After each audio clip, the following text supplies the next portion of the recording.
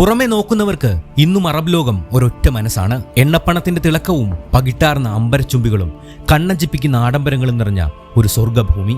എന്നാൽ ആ തിളങ്ങുന്ന കൊട്ടാരങ്ങളുടെ അടച്ചിട്ട വാതിലുകൾക്ക് പിന്നിൽ കഴിഞ്ഞ കുറച്ചു കാലമായി ഗൾഫിന്റെ ചരിത്രത്തിലെ തന്നെ ഏറ്റവും രൂക്ഷമായ നിഴൽയുദ്ധം പുകയുകയാണ്. ഒരു കാലത്ത് ഇരട്ട സഹോദരന്മാരെ പോലെ തോളിൽ കൈയിട്ട് നടന്ന രണ്ട് ശക്തരായ ഭരണാധികാരികൾ, സൗദി അറേബ്യയുടെ കിരീടാവകാശി മുഹമ്മദ് ബിൻ സൽമാനും UAE പ്രസിഡന്റ് മുഹമ്മദ് ബിൻ സായിദും. ഒരാൾ പശ്ചിമേഷ്യയെ അടക്കി വാഴാൻ ആഗ്രഹിക്കുന്ന ചെറുപ്പക്കാരനായ രാജകുമാരൻ, മറ്റേയാൾ ബുദ്ധികൂർമ്മത കൊണ്ടും തന്ത്രങ്ങൾ കൊണ്ടും ദുബായിയെയും അബുദാബിയെയും ലോകത്തിന്റെ നെറുകയിലെത്തിച്ച അനുഭവ സമ്പന്നനായ ഭരണാധികാരി. പരസ്പരം സഹായിച്ചു തുടങ്ങിയ ആ വലിയ സൗഹൃദം എങ്ങനെയാണ് ഇന്ന് ഗൾഫിന്റെ സമാധാനം പോലും തുലാസിലാക്കുന്ന കൊടും ശത്രുതയായി മാറിയത്? ഗൾഫിന്റെ കിരീടമില്ലാത്ത രാജാവാകാൻ അവർ നടത്തുന്ന ആ ശീതസമരത്തിന്റെ നാൾവഴികളിലൂടെ നമുക്കൊന്ന് സഞ്ചരിക്കാം. കഥ തുടങ്ങുന്നത് 2015 സൗദിയിൽ അധികാരം പിടിച്ചെടുക്കാൻ യുവരാജകുമാരനായ മുഹമ്മദ് ബിൻ സൽമാൻ പടവുകൾ കയറുന്ന കാലം. അന്ന് അദ്ദേഹത്തിന് രാഷ്ട്രീയ പാഠങ്ങൾ പറഞ്ഞുകൊടുത്തത്, വാഷിംഗ്ടണിലെയും ലോകരാജ്യങ്ങളിലെയും വൻമതിലുകൾ തുറന്നുകൊടുത്തത് UAEയുടെ നേതാവായ മുഹമ്മദ് ബിൻ സയ്യിദ് ആയിരുന്നു. അക്കാലത്ത് അവർ ഒരുമിച്ച് തീരുമാനങ്ങളെടുത്തു. 2015 യമനിലെ ഹൂതികൾക്കെതിരെ സൗദിയും UAEയും ഒരുമിച്ച് നിന്ന് യുദ്ധം തുടങ്ങി.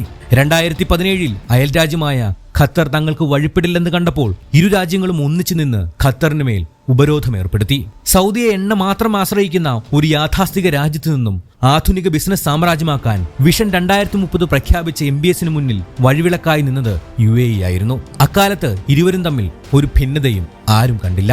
പക്ഷെ അധികാരം കൂടുന്തോറും രണ്ടുപേരുടെയും താല്പര്യങ്ങൾ വഴിപിരിയാൻ തുടങ്ങി.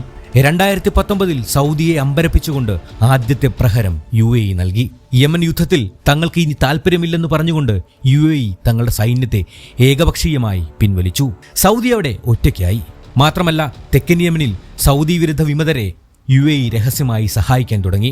സൗദിയുടെ അതിർത്തിയിൽ ഹൂതികളുടെ ഡ്രോണുകളും മിസൈലുകളും പതിച്ചുകൊണ്ടിരുന്നപ്പോൾ UAE സ്വയം സുരക്ഷിതമായി മാറുന്നത് റിയാദിനെ ചൊടിപ്പിച്ചു. തുടർന്ന് 2020 അടുത്ത ബോംബ് പൊട്ടി. സൗദിയെ ഇരുട്ടിൽ നിർത്തിക്കൊണ്ട് UAE ഇസ്രയേലുമായി ചരിത്രപ്രസിദ്ധമായിട്ടുള്ള എബ്രഹാം കരാർ ഒപ്പുവെച്ചു. മുസ്ലിം ലോകത്തിന്റെ നേതാവായ സൗദി അറേബ്യയെ നോക്കുകുത്തിയാക്കി അറബ് ലോകത്തിന്റെ പുതിയ നയതന്ത്ര നായകനായി UAE സ്വയം അവരോധിക്കപ്പെടുകയായിരുന്നു. രാഷ്ട്രീയത്തിൽ തുടങ്ങിയ ഈ വിള്ളൽ അധികം വൈകാതെ തന്നെ തുറന്ന സാമ്പത്തിക യുദ്ധമായി മാറി. 2021 എണ്ണവില കൂട്ടാൻ വേണ്ടി ഉൽപാദനം വെട്ടിച്ചുരുക്കണമെന്ന് സൗദി പറഞ്ഞപ്പോൾ ഒപ്പക് യോഗത്തിൽ UAE പരസ്യമായി സൗദിയെ എതിർത്തു. തങ്ങൾക്ക് കൂടുതൽ എണ്ണ വിറ്റ് പണമുണ്ടാക്കണമെന്ന് UAE വാശി പിടിച്ചു. തുടർന്നാണ് MBS UAEയുടെ നെഞ്ചിലേക്ക് ആദ്യത്തെ കത്തുകുത്തിയിറക്കുന്നത്. 2024 ജനുവരിയോടെ ലോകത്തെ വമ്പൻ കമ്പനികൾക്കെല്ലാം സൗദി ഒരു അന്ത്യശാസനം നൽകി. നിങ്ങളുടെ മിഡിൽ ഈസ്റ്റ് ആസ്ഥാനം ദുബായിൽ നിന്നും മാറ്റി സൗദി തലസ്ഥാനമായ റിയാദിലേക്ക് കൊണ്ടുവരണം. ഇല്ലെങ്കിൽ സൗദിയിൽ നിന്നും ഇനി ഒരൊറ്റ കോൺട്രാക്റ്റും നിങ്ങൾക്ക് കിട്ടില്ല. ദശാബ്ദങ്ങളായി മിഡിൽ ഈസ്റ്റിന്റെ ബിസിനസ് തലസ്ഥാനമായി വാണ ദുബായിയുടെ സാമ്പത്തിക അടിത്തറയിളക്കുന്ന നീക്കമായിരുന്നു അത്. ഒപ്പം എമിറേറ്റ്സ് എയർലൈൻസിന് വെല്ലുവിളിയായി സൗദി സ്വന്തം റിയാദ് എയറും ദുബായിലെ ബൂർജ് ഖലീഫയെ വെല്ലുന്ന നിയോം സിറ്റിയും പ്രഖ്യാപിച്ചതോടെ മത്സരം നേരിട്ടുള്ളതായി.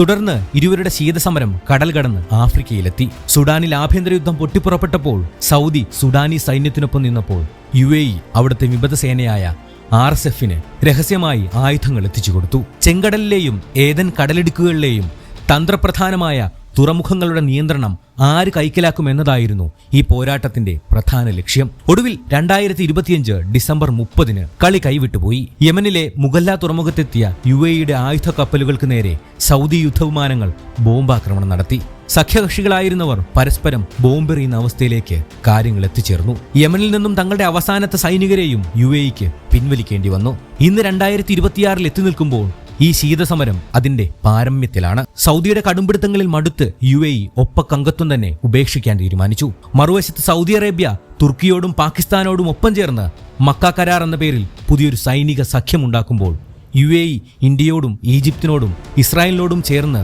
സ്വന്തം ചേരി ശക്തമാക്കുകയാണ്. സൗഹൃദത്തിൽ തുടങ്ങിയ ഒടുവിൽ ഗൾഫ് ലോകത്തെ തന്നെ രണ്ടായി പിളർത്തുന്ന ഒരു വൻ അധികാര പോരാട്ടത്തിന്റെ നാഴ്വഴികളാണിത്. ലക്ഷക്കണക്കിന് പ്രവാസി മലയാളികളാണ് ഈ രണ്ട് രാജ്യങ്ങളിലുമായി വിയർപ്പൊഴുക്കി ജീവിക്കുന്നത്. അതുകൊണ്ട് തന്നെ ഗൾഫിലെ ഈ രണ്ട് വൻമരങ്ങൾ പരസ്പരം കൊമ്പുകോർക്കുമ്പോൾ അത് അറബ് ലോകത്തെ മാത്രമല്ല, നമ്മുടെ കൊച്ചു കേരളത്തിന്റെ സാമ്പത്തിക ഭദ്രതയെ കൂടിയാണ് ബാധിക്കുന്നത്. മറ്റൊരു ചരിത്ര സംഭവത്തിന്റെ നാഴ്വഴിയുമായി ഇനിയും വരാം.